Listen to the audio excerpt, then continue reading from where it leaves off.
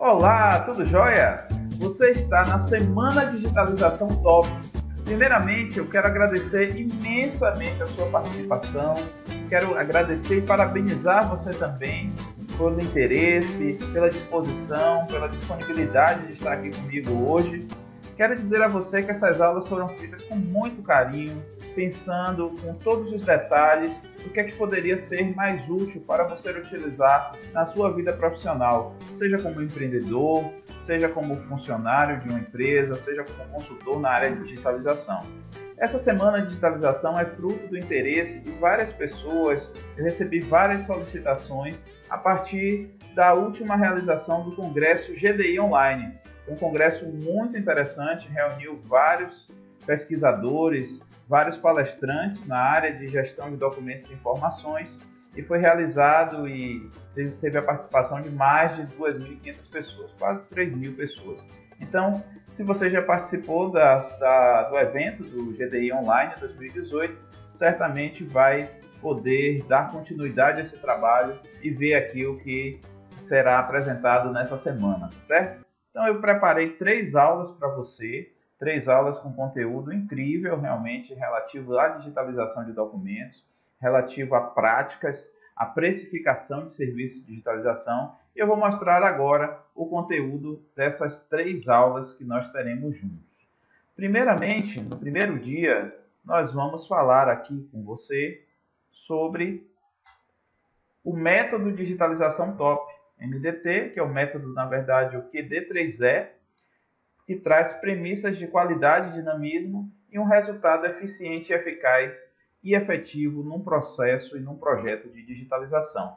Na aula 2, bastante esperada e aguardada por todos, quanto e como cobrar por serviço de digitalização de documentos. Nessa aula, eu vou apresentar para você, inclusive, uma planilha de formação de preços em Excel, com fórmulas, apresentando para você como precificar a digitalização, como definir o valor unitário de uma folha a ser digitalizada, seja em livro, seja uma folha avulsa, né? É 10 centavos, é 15 centavos, é 5 centavos, como definir esse valor unitário que os clientes tanto cobram. E na terceira aula nós vamos falar sobre as etapas do processo de digitalização e também sobre dicas de produtividade para poder facilitar você a utilizar nos projetos que você está executando ou vai executar. E por fim, eu vou responder algumas dúvidas sobre essas aulas que nós teremos. Eu estarei online através do chat respondendo essas questões e você pode fazer o questionamento que você quiser, tá certo? Então, a primeira aula hoje é sobre o método para projetos de digitalização QD3E. Muita gente tem me perguntado. Eu desenvolvi esse método ao longo desse, de fato, meu desenvolvimento profissional. Tem 20 anos que eu trabalho na área de gestão de documentos, né? Eu sou formado em arquivologia e especialista em digitalização de documentos. Então, eu vou trazer para vocês essa aula. Esse método, que eu vou explicar um pouquinho mais adiante, essa é uma das figuras principais do método, onde temos aí uma especificidade entre qualidade e dinamismo, né? Uma dualidade aí nesse processo, não uma dicotomia, né? Não existe, não tem necessidade de existir uma dicotomia entre essas duas temáticas, esses dois pontos, e esses dois termos unidos à questão da eficiência, da eficácia e da efetividade. São palavras próximas, que há uma certa confusão entre eficiência e eficácia principalmente, mas que têm de fato conceitos e questões bastante distintas que nós vamos ver aqui ao longo da aula, tá certo? Primeiramente, deixa eu me apresentar, para quem não me conhece, né? Eu acredito que uma boa parte já sabe quem eu sou, por conta do próprio GDI Online, da inscrição no evento, deve ter visto algum vídeo meu e um pouquinho do meu currículo, mas eu sou bacharel em arquivologia, atualmente eu faço doutorado em ciência da informação, sou mestre também na área de ciência da informação, tenho especialização em administração hospitalar, já fui conselheiro do Conselho Nacional de Arquivos, o CONARC, fui presidente da Associação dos Arquivistas da Bahia, atualmente eu sou consultor, mas tem uma série de negócios de transformação digital também, de digitalização, de documentos digitais, de elaboração de políticas, estratégias quanto à preservação de documentos digitais. e também físicos, né, analógicos, e faço palestras e instrução de cursos, tanto online quanto presencial. O ano passado e o ano atual eu viajei bastante, fiz cursos de GED, Gerenciamento Eletrônico de Documentos, por todo o país, várias cidades foram contempladas, e eu vou mostrar um pouquinho para vocês através dessas fotos aqui. Aqui são alguns eventos que eu participei, né, ao longo aí da minha trajetória como presidente da associação, alguns cursos realizados aqui em Salvador, cursos em Aracaju, evento que eu participei no Maranhão, mais cursos, turmas em Brasília, turma no Espírito Santo, turma no Rio de Janeiro, fiz também São Paulo, fomos para Maceió, né, Alagoas. De fato, tivemos experiências fantásticas com pessoas maravilhosas que nos permitiu, de fato, compartilhar o conhecimento, conversar, conhecer novas coisas e passar um pouco daquilo que a gente aprendeu, né? Aqui são eventos presenciais, as pessoas trabalhando com processos na prática, né? No processo de preparo de documentos, na digitalização em si da captura, né? Na captura do processo, da documentação. Então, são cursos bem bacanas que as pessoas gostam muito. Algumas experiências minhas na área para demonstrar assim, por que eu estou aqui, né? Por que vale a pena você pegar um pouquinho do seu tempo para assistir essas aulas. Eu já fiz muitos projetos, aqui são alguns deles, como ou consultor, ou gerente de projetos, ou arquivista, responsável técnico, enfim, uma série de cargos, né? e de perspectivas dentro de cada projeto, sempre trabalhando coletivamente, que é o que faz parte. Os projetos de digitalização exigem, envolvem sempre uma equipe, e uma equipe que tem que ser multidisciplinar. Isso a gente vai ver um pouquinho lá para frente. Aqui tem algumas instituições, né, que eu já passei, ou pela própria instituição, ou a partir de alguma empresa privada que me contratou como consultor, ou de repente como um próprio empreendedor.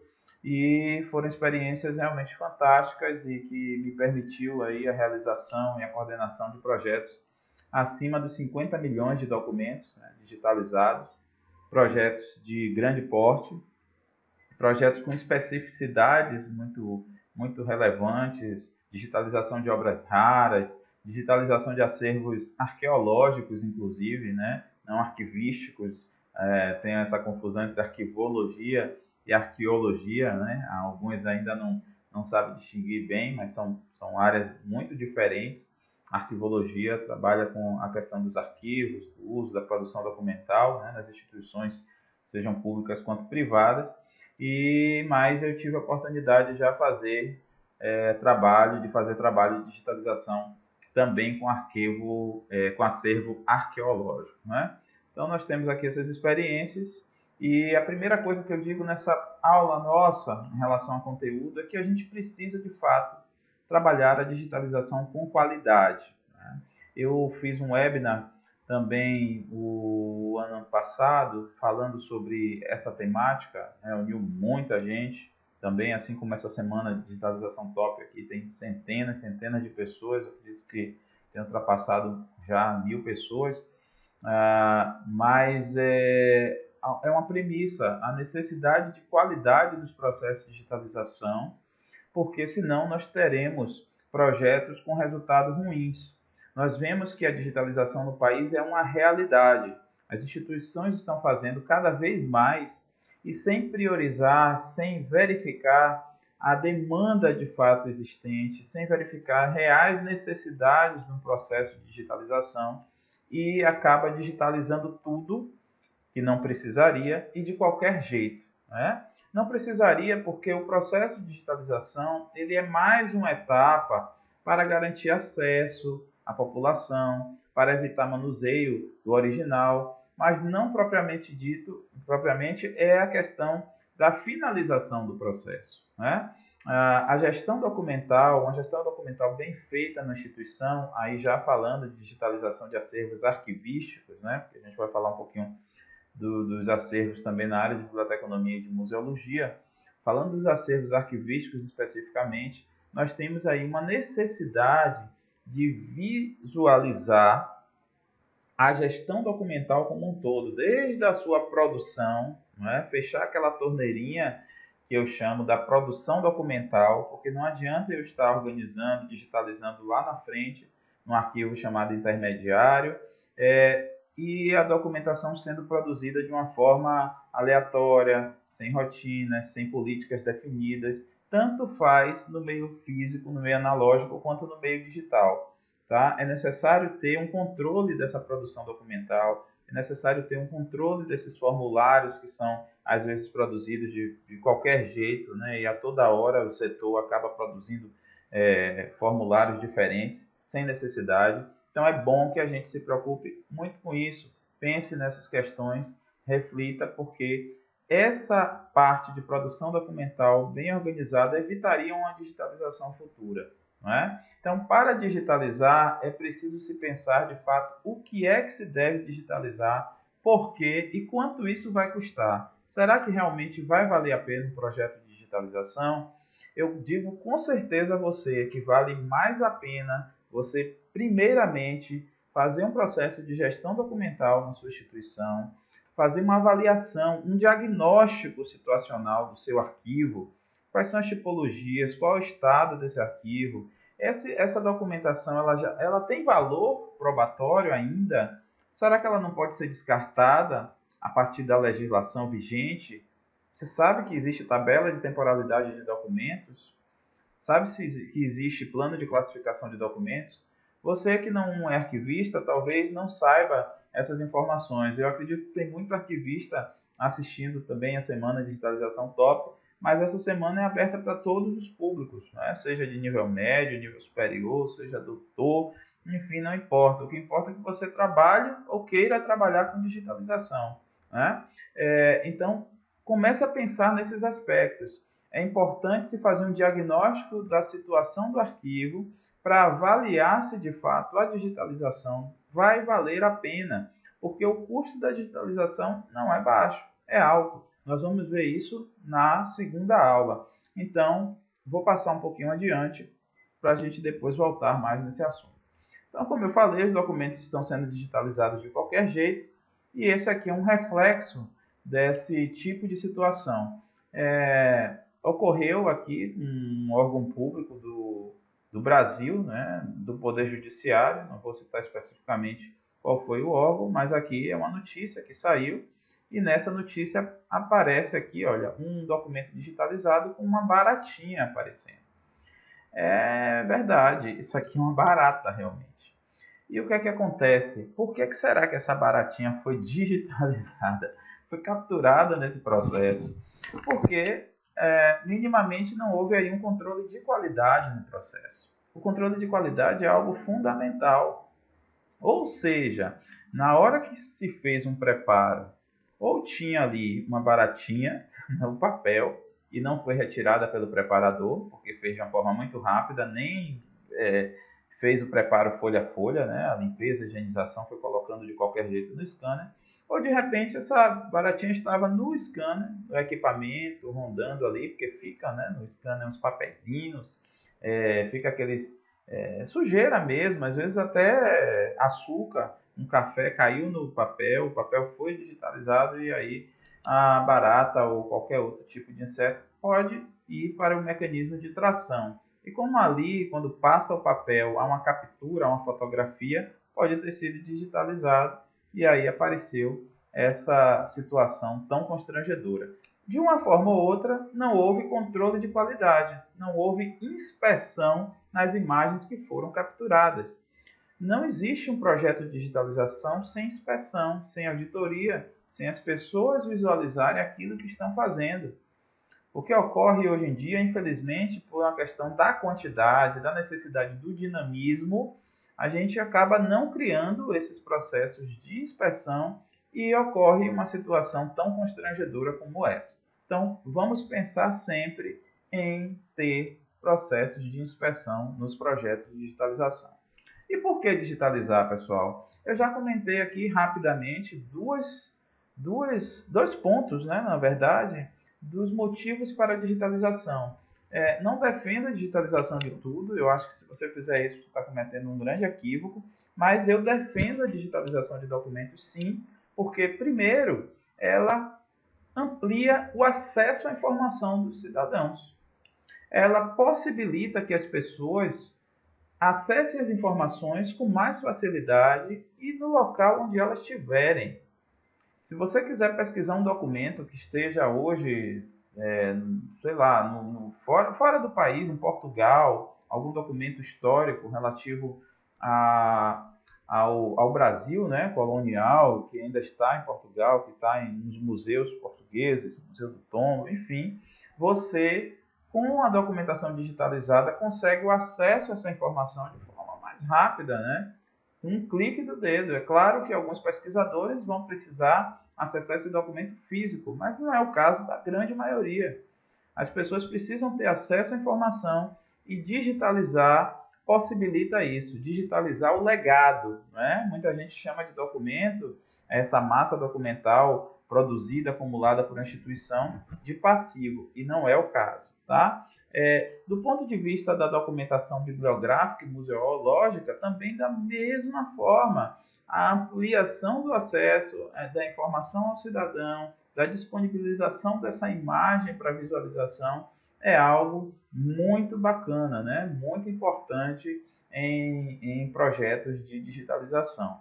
Outro ponto fundamental é reduzir o fluxo de cópias para consultas e de papel circulando nas instituições. A gente vê muitos setores produzindo muita documentação e passa para o outro setor imprime, guarda aquela cópia e diz, olha, eu vou guardar aqui na minha gaveta, porque eu não quero que tenha problema, porque se perder lá na frente eu tenho minha cópia, mas isso está errado. É preciso criar um procedimento interno, qualificado, organizado, estruturado, para que essas cópias sejam evitadas. E quando você digitaliza um processo e tem um software bem gerido, né? Um software bem estruturado, você consegue fazer com que essa tramitação interna seja feita de uma forma efetiva, de uma forma qualificada, sem a necessidade de impressão, né? Temos exemplos no governo do estado, no governo federal e municipal, está se implantando o SEI, né? Que é o Sistema Eletrônico de Informações. Foi um sistema criado pelo Tribunal Regional Federal da 4ª Região, que hoje é um sistema que compõe aí o PEN, o Processo Eletrônico Nacional, e muitos órgãos estão aderindo ao SEI. Tem outros sistemas, né? Tem o EDOC, do DataPrev, tem tantos outros sistemas e softwares, inclusive, de empresas privadas, que disponibilizam sistemas com workflow, né, para as instituições, tanto públicas quanto privadas, e evita, de fato, esse fluxo de papel. Agora, claro que aí vamos ter que falar sobre a questão da segurança da informação, sobre as garantias, né, de identidade desse documento, enfim, tantas outras coisas que nós ainda vamos ver nessa semana. Evitar o manuseio de um documento analógico permanente. Isso também é fundamental para um documento digitalizado. Porque quando a gente digitaliza esse documento, a gente evita que o documento analógico original, que está até deteriorado, né, pela ação do tempo, pelo desgaste de fato do tempo, seja manuseado frequentemente. Imagine uma carta de Perovaz de Caminha sendo manuseada o tempo todo por pesquisadores. Provavelmente essa carta não existiria mais. Então, quando você digitaliza, você favorece com que essa carta seja preservada por mais tempo. E daí que vem a questão, o quesito preservação na digitalização.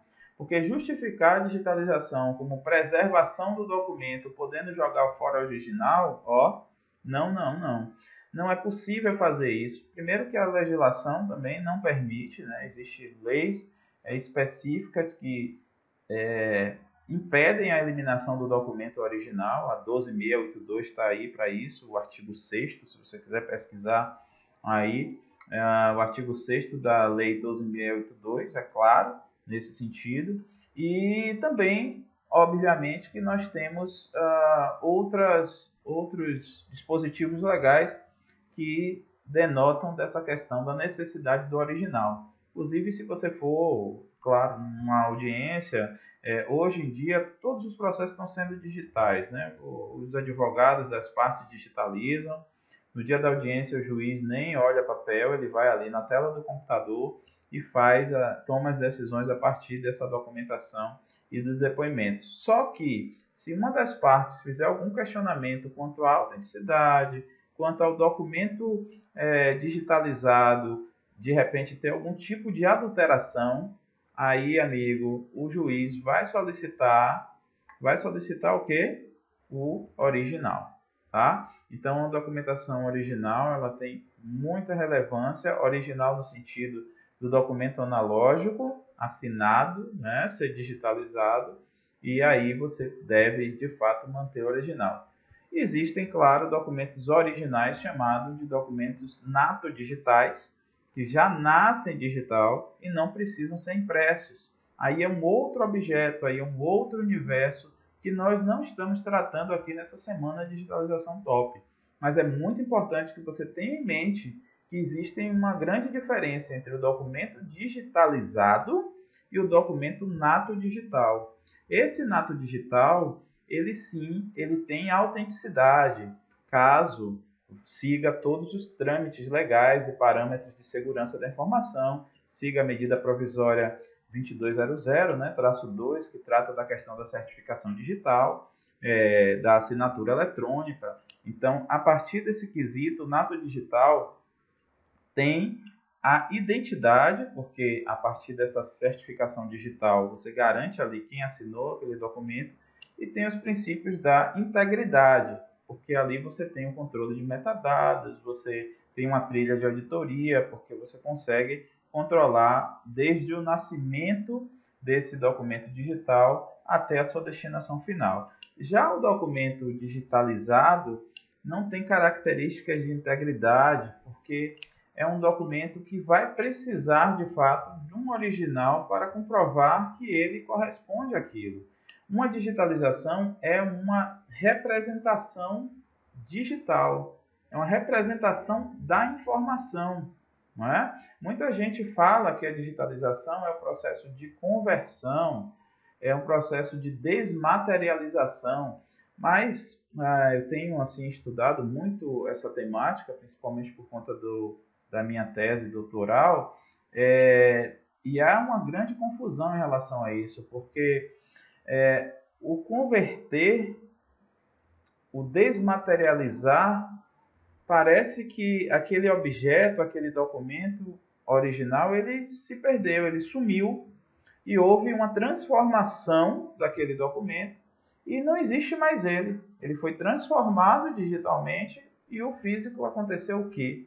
Não é? Então é preciso ter cuidado com isso, é preciso ter uma avaliação mais científica, inclusive, desse processo, porque não é bem por aí. Inclusive tem autores consagrados, o Froman, o próprio Foucault, que trata da questão da materialidade, da fisicalidade, as diferenças entre essas questões, os enunciados e documentos, né? Então você que quer se especializar mais nesse sentido, busque literatura adequada para essa temática e tenha cuidado ao falar do que é que de fato significa digitalização como processo de desmaterialização ou de transformação. Deixa bem claro que a manutenção do documento original, daquele anterior, ele continua. Eu não estou colocando aquele papel no scanner, aquele livro num scanner planetário, por exemplo, é clicado para tirar fotografia e ele simplesmente some do universo, né? Ele foi transformado em digital. Ele foi criado, sim, uma representação da informação, assim como uma foto nossa. Quando a gente bate aquela selfie, né? Quando a gente tira uma fotografia, o que é que acontece? A gente cria uma representação da informação nossa ali no meio digital, ou quando é impresso, nós teremos também uma outra cópia, tá certo? Acesso e preservação versus preservação, na verdade isso não deve existir, a gente tem que pensar sempre no acesso e preservação, né? Não é necessário ter uma dicotomia entre esses dois pontos, são duas situações e quesitos dos mais importantes e valiosos para a questão do processo documental, seja arquivístico, seja bibliográfico ou museológico, você disponibilizar o acesso à sociedade e você garantir a preservação, a salvaguarda, para que esse documento arquivístico, bibliográfico ou museológico não se perca, tá certo? Agora, a digitalização como meio de preservação, no sentido do que se está pensando aí na possibilidade de descartar o original, é preciso avançar muito em quesito de segurança jurídica, essa discussão da autenticidade, né, que eu falei aqui há pouco, sobre integridade e identidade, compliance, né, a conformidade dos procedimentos. Há muito o que se discutir, há muito o que se avançar. Tem projeto de lei, inclusive, bem avançado agora na Câmara dos Deputados, já passou pelo Senado até, sobre esse quesito de permitir a eliminação do original, mas se você for analisar esse projeto de lei, tem muitas brechas, não é tema aqui da semana, mas tem muitas brechas e muitos perigos ali para que se permita de fato essa eliminação do original, e aí você vai ter uma grande insegurança jurídica nos procedimentos administrativos e judiciais. Então, dito tudo isso, a premissa do método QD3E, qualidade, dinamismo, e os 3 E's de eficácia, eficiência e efetividade, tem a ver com a questão da quantidade ou qualidade, né? O que é mais importante? O que você acha no processo de digitalização? O que é mais importante? A qualidade ou quantidade? Diz aí para mim. Quantidade, qualidade. A grande maioria das pessoas diz logo de cara qualidade, tá? Depois pensa mais um pouquinho e diz os dois, né? Porque, de fato, se você está falando de um projeto de digitalização, né, você tem que se preocupar com essas duas questões. Qualidade não vai se resolver apenas e a quantidade também não.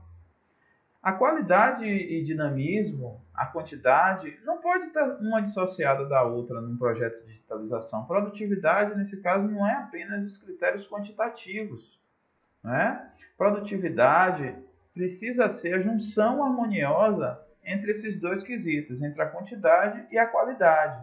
Uma pessoa produtiva é uma pessoa que tem essa harmonia entre esses dois quesitos. Ser produtivo, então, é ser eficaz, eficiente e efetivo no processo, tá? E quando a gente fala de um projeto de digitalização, seja em museus, seja em bibliotecas ou arquivos, nós temos que trabalhar com esses 3 quesitos, esses 3 conceitos de eficiência, eficácia e efetividade. Há uma diferença, né, bem pontual, mas há. A eficiência é quando é realizado da melhor maneira possível, né? Ou seja, assim, evitando as questões de desperdício, né? Buscando o menor tempo para a realização dos processos. Já a eficácia trata-se conseguir obter a meta desejada, atingir o objetivo que se planejou. E a efetividade é a capacidade de fazermos uma coisa, né, a eficácia, da melhor maneira possível, a eficiência. Eu vou mostrar para você aqui um quadro que fica mais clara essa diferença.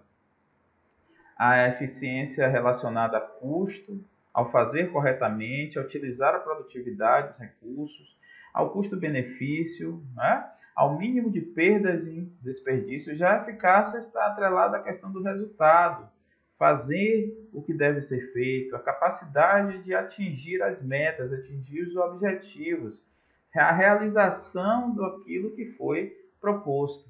Já a efetividade está atrelada e relacionada ao impacto, às transformações, às mudanças, fazer corretamente o que deve ser feito, buscar transformar a situação que existia para uma nova situação, realizar mudanças e desenvolvimentos, evolução, inovações, essa relação entre produção e capacidade de produzir, né? Então, aqui no método fica bem claro isso, porque nós temos essa dualidade aqui de qualidade e dinamismo, né?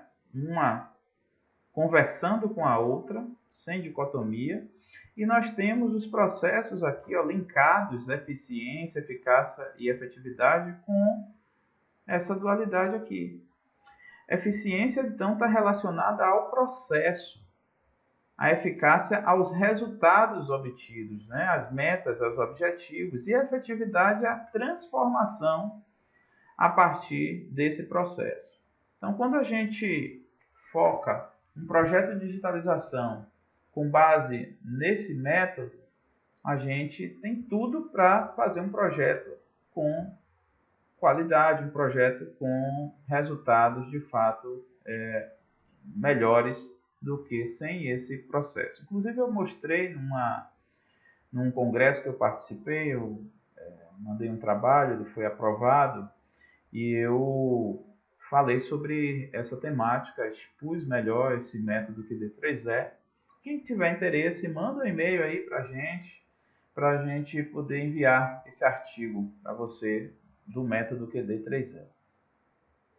Então, aqui tem o ciclo básico de um processo de digitalização, né? A definição das metas, a realização do planejamento e a execução propriamente dita, né? Eu vou falar agora um pouco sobre as metas.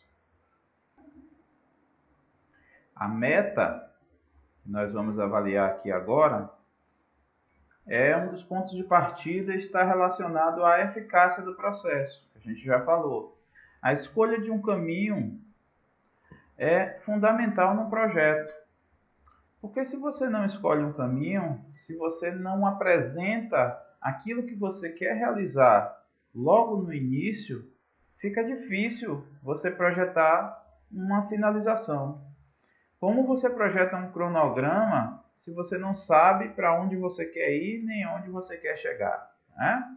A definição da meta, então, nesse caso, é logo no início do projeto, deve ser feita com bastante critério, com bastante cuidado. Tem projetos que a gente já recebe a meta estipulada, por exemplo, uma licitação. Você tem um termo de referência ali, e ali consta a quantidade de páginas que você vai digitalizar, o prazo que você deve digitalizar essas páginas, em 1 ano, né, em 2 anos, às vezes, dependendo do projeto, e elementos que garantam que você entenda, com a leitura do termo de referência, as especificidades desse projeto. Eu falo em meta SMART nesse modelo, porque SMART é um termo da área da administração, né, da gestão, que traz esses elementos que apontamos aí. Cada letrinha dessa tem um significado, né? SMART, o S de specific, específico, M de measurable, mensurável, A de attainable, alcançável, R de relevant, relevante, né? E T de time-based, ou seja, temporal, né? Uma meta com esses 5 pontos, com esses 5 elementos, se torna uma meta SMART. Não é que outras não sejam meta, mas para ser meta SMART, precisa ter a composição desses 5 elementos. E por que é importante? Porque a partir de uma composição de uma meta SMART num projeto de digitalização, nós temos muito claros o caminho e onde nós queremos chegar. A partir dessa clareza de onde nós queremos chegar, nós assim definiremos os aspectos de planejamento e da execução do projeto. Então vamos ver alguns exemplos aqui de metas e você vai me dizer se é uma meta SMART ou não. A primeira, digitalizar os documentos do setor pessoal, é uma meta SMART? Será que ela reúne os 5 elementos que a meta SMART deveria reunir? Ela é uma meta específica? É do setor pessoal. Ela é uma meta mensurável? Não. Então, como é que eu sei essa documentação? Só indo lá na instituição fazendo um diagnóstico, né? Ela é alcançável? Não sei. Não tem elementos suficientes que me digam, né, o tempo, a relevância. Vamos ao segundo exemplo. Digitalizar 1.500.000 documentos do setor RH em até 180 dias da data atual. Ela é uma meta SMART? Ela tem critérios de especificidade? Sim. Setor de RH. Ela é mensurável? Também. Né? Nós temos aí 1.500.000 documentos. Será que ela é alcançável? Claro que depende de uma série de requisitos. Mas é uma meta que se você tiver uma estrutura boa, uma equipe eficaz, você consegue alcançar sim 1.500.000 documentos em 6 meses, tá? Você consegue com pessoas, com bons equipamentos, ou seja, é possível fazer sim.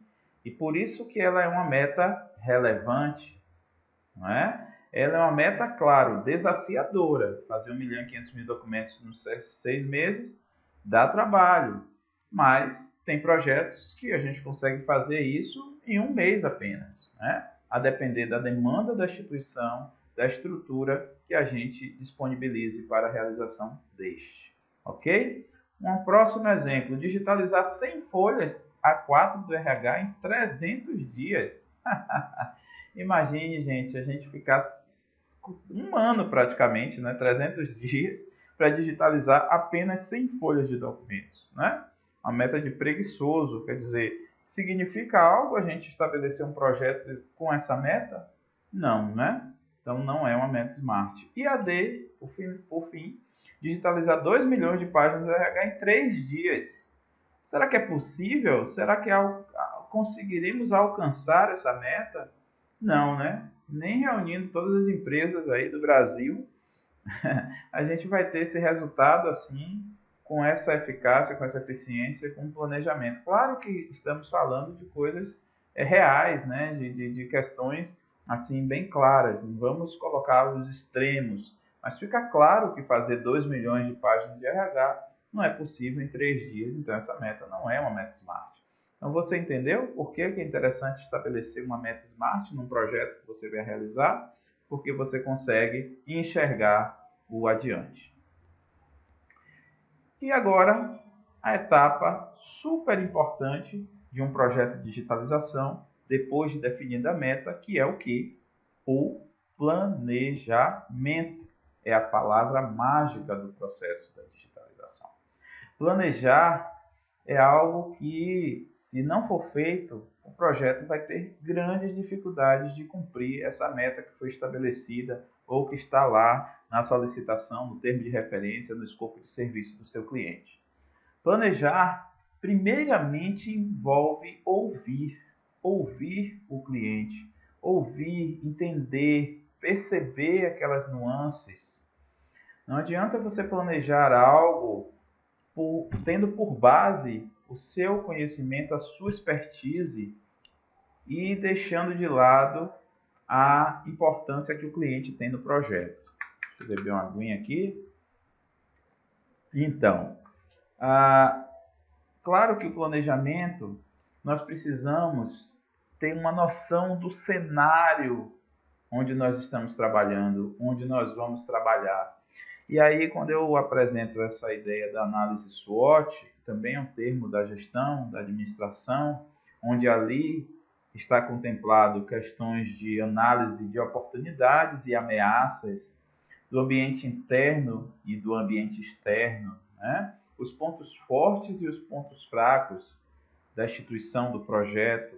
Por que é importante essa análise de ambiente interno, de ambiente externo? Para você ver, de fato, se esse projeto que está sendo discutido, que está sendo planejado, ele tem condições realmente de acontecer. Uma análise de ambiente externo, por exemplo, uma crise econômica muito profunda, e você vai fazer um projeto de digitalização muito caro numa instituição privada, que está tendo resultados, reduziu o seu faturamento, então tem um problema interno de faturamento, tem um problema da crise. Será que esse projeto realmente vai acontecer? Vai dar certo fazer esse projeto agora, nesse momento? Né? Isso você tem que analisar como consultor ou como participante desse processo de tomada de decisão. Uma segunda questão importante, que eu volto a frisar, é o diagnóstico preliminar do acervo. Imaginemos um acervo bibliográfico, uma obra rara, com um processo de degradação muito grande, de deterioração muito forte, em que na abertura de um livro você já vê despedaçando aquelas folhas. Muitos fungos, muitas traças. Então, antes de um projeto de digitalização, aí é preciso se pensar no quê? Num projeto de restauração. Um projeto que vai envolver um tratamento mais minucioso, detalhado no sentido de um preparo, de um manuseio, de um cuidado, são outros equipamentos, é outra coisa, não dá para misturar. Você pode até fazer de forma paralela, aguardar um processo de restauro, né, ou de algumas intervenções ali, às vezes não é preciso fazer um restauro propriamente dito, mas pequenos reparos, então depende muito da situação, mas o ideal é que o projeto de digitalização seja feito posteriormente a essa parte, porque senão você pode perder produtividade, ficar aguardando o livro ser primeiramente restaurado para depois você digitalizar. Então, um diagnóstico preliminar do acervo ajuda muito. Se tratando da questão museológica, imaginemos os objetos que são tridimensionais, né? Na grande maioria, obviamente, de peças museológicas, você tem alguns elementos ali que vão interferir na escolha do tipo do scanner a utilizar. Né? Que tipo de scanner eu vou utilizar para conseguir capturar essa imagem com mais qualidade, com mais assertividade, né? Então eu preciso ter esse diagnóstico do acervo bem claro. Se tratando do acervo arquivístico, também da mesma forma. Nós temos grandes diferenças de espécies documentais, né, de tamanho, de formato de papel, quer dizer, como é que eu vou começar um projeto de digitalização pensando que é tudo um A4, a folha A4, e de repente eu tenho plantas arquitetônicas, né? Então essa análise preliminar é fundamental. O levantamento das necessidades estruturais, recursos humanos, recursos financeiros, a partir desse diagnóstico preliminar que foi realizado. A partir desses elementos que vocês têm, é possível fazer, levantar, descrever aquilo que você vai precisar em termos de estrutura. E aí, uma análise do perfil da equipe que você vai precisar para essa estrutura que você está falando. Quais são as pessoas que vão estar compondo o meu time? Qual é o perfil de pessoas que eu preciso? Eu preciso de arquivistas, de bibliotecários, de profissionais analistas de sistema, profissional de TI, eu preciso de museólogos, enfim, eu preciso de um gerente de projeto com CDIA, né, enfim, com as formações necessárias para se fazer um projeto de digitalização. Enfim, esse perfil da equipe é muito importante. Além disso, antes de falar da divisão de trabalho, eu tenho também questões bem pessoais, às vezes, né, do ser humano. A pessoa não gosta de informática, né, tem uma certa aversão a computador, mas é um exímio preparador de documentos, trabalha o manual como ninguém. Você pode aproveitar muito bem esse profissional, não precisa nem demiti-lo se ele já tiver contratado e nem deixar de contratar esse profissional porque ele não tem essa habilidade, mas ele pode ajudar muito a equipe de preparo de documentos ou de remontagem de processos, né? E até da conferência também, o cuidado com conferir os documentos, isso a gente vai ver lá na aula 3. Quanto à divisão de trabalho dessa equipe, depois que você tem toda uma análise de perfil, é feita uma divisão a partir desses levantamentos de necessidades que você fez anteriormente, estruturais, e do perfil que a equipe que você levantou. Essa reunião com o contratante, que aí é bom frisar que independente de você ter uma empresa, de você ser um funcionário, o contratante é no sentido de você ter um cliente, seja ele interno ou externo. Se você está fazendo digitalização ou um projeto de digitalização, você vai ter um cliente. Digamos que você seja o birô de digitalização da sua secretaria e o seu cliente, quem vai ser um setor de recursos humanos, vai ser um setor de comunicação, não é? Então, perceba aí que o cliente é nesse sentido. O alinhamento das expectativas com esse contratante, com esse cliente, é muito importante, porque aí você consegue especificar de fato os requisitos, os serviços. Às vezes isso não está contemplado lá no processo de compra, de aquisição, num termo de referência de licitação, nem sempre essas regras estão muito claras. Eu já peguei um processo, por exemplo, em que dizia assim, olha, eu quero que a digitalização seja em preto e branco com 200 dpi, né? Quando eu fui realmente conversar com o cliente, eu verifiquei que, na verdade, ele não queria um preto e branco, ele queria escala de cinza, né? Grayscale, que, na verdade, é retirada apenas da pigmentação, mas não é aquele preto e branco bem cru. Não sei se você já percebeu isso numa digitalização ou realmente fazendo uma reprografia, uma xerox. Você tira uma preta e branca e não consegue ver a fotografia da pessoa. Está deformado o rosto, porque ela é preta ou branca. Agora, quando você tem uma escala de cinza, você sim consegue ali identificar aquela imagem. Então, às vezes, o cliente não sabe especificar. E por que está lá no termo de referência preto e branco, você vai fazer assim, dessa forma, sem qualidade, né? Um dos itens que a gente falou. Então, essas especificações, essa reunião é muito importante para definir uma série de itens. Depois, temos também as questões de fluxograma, de cronograma. Às vezes você tem o início e o fim do projeto, mas você não tem um cronograma que destrincha ali todas as fases, né, do processo, que você consiga controlar com melhor qualidade. Esse é um gerenciamento de projeto bem feito. E o fluxo também dos processos. O fluxo é importante, muito importante. Além disso, outra questão importante é o procedimento operacional padrão, ou os procedimentos operacionais padrões que devem ter essas atividades. Isso é importante porque se um funcionário sai, o próximo que chegar, ele vai ter uma leitura ali de uma situação muito mais fácil, porque ele vai ter um procedimento já instalado e fica mais fácil para ele se incorporar e executar as suas atividades. Testar a produção.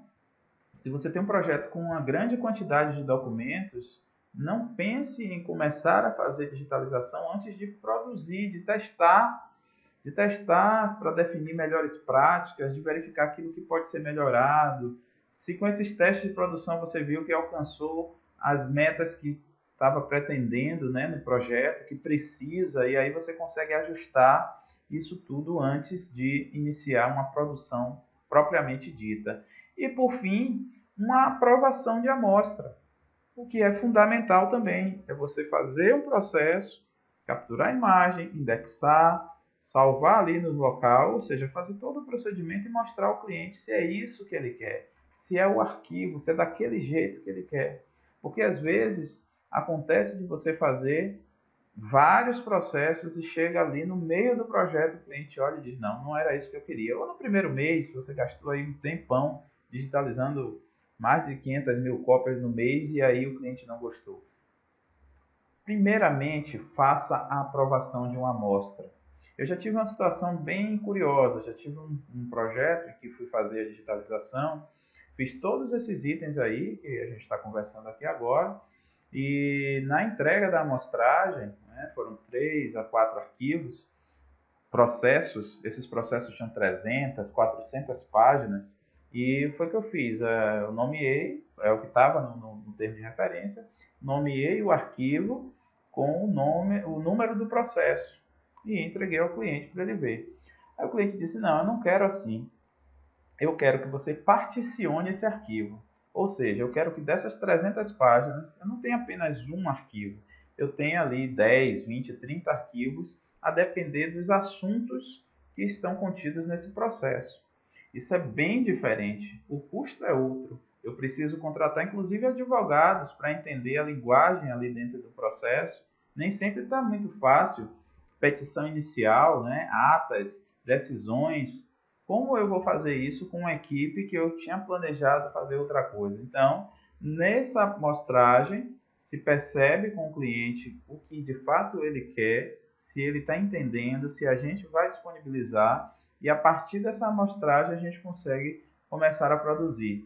Nesse caso que eu citei, o cliente acabou mantendo essa ideia inicial de, na verdade, a amostragem que eu apresentei acerca dessa documentação e sendo o processo único por arquivo, porque senão o custo do projeto ia aumentar praticamente a metade pelos profissionais que eu precisaria contratar para fazer o que ele queria, que era o particionamento, né? Então fica claro aqui a ideia do planejamento, o que deve estar envolvido nesse planejamento Se você tiver alguma dúvida, escreva aí no chat que eu vou responder, tá certo? A execução, né, nós vimos já metas, depois nós vimos o planejamento e agora nós vamos para a execução, que é um assunto da terceira aula, ok?